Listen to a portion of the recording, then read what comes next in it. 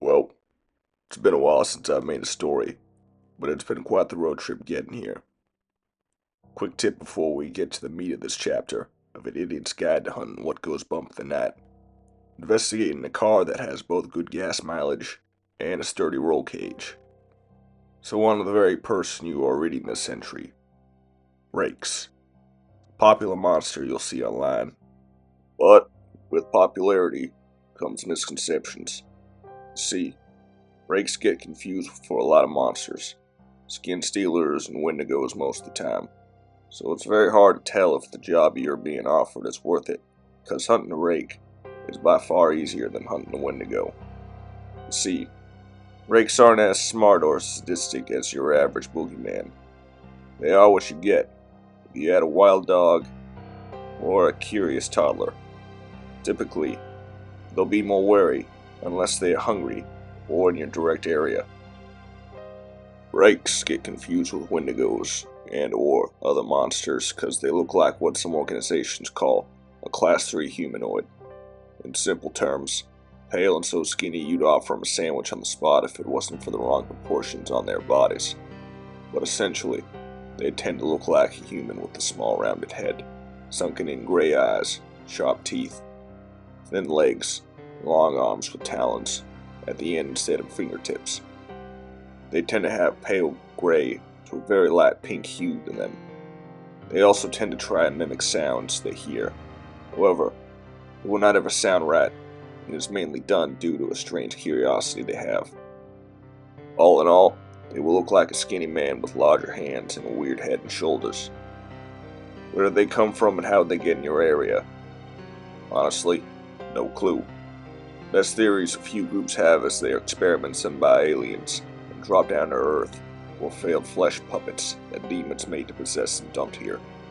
Regardless, they'll usually appear randomly in either urban or much more wooded environments. Hopefully your job is in the woods, because if you can confirm that it's not a wendigo that you're hunting, then hunting this bass in the woods should be easy. Trust me. Having to follow on into a house and hearing bones crunch as you enter a kid's bedroom with the dad and mom just outside already gone. Besides, bagging them in the city can bring you some interesting conversations if someone sees you. See, they are dumber than a bag of rocks that tries to eat other rocks. They are by no means pack hunters, and you'll rarely see more than one, and they usually will be trying to gnaw on one another if so. They tend to be driven by two things: hunger and curiosity. They will imitate things or people, but the moment they get hungry, it will usually lead them to try and take a bite out of them. That said, this makes it super easy to kill them. All you have to do is buy a cheap toy that makes noise or moves, and set it out somewhere it will sat it and wait. Maybe add a burger or steak next to it as well. If it's entertaining enough, they will probably not even notice you and go straight for either the toy or meat. From there, you best either place bear traps near to it to be safe, or just blast the hell out of it with a gun. I've heard some guys taking a machete to one, and well, while it would work, he was missing a few chunks of his leg, and 3 fingers by the end of it. The good thing is, they are slow besides that blitz of speed they have when they crawl.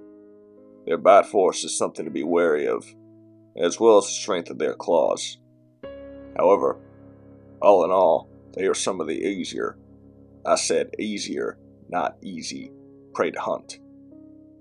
Their low intelligence makes them easy and predictable, as long as there's no collateral damage around.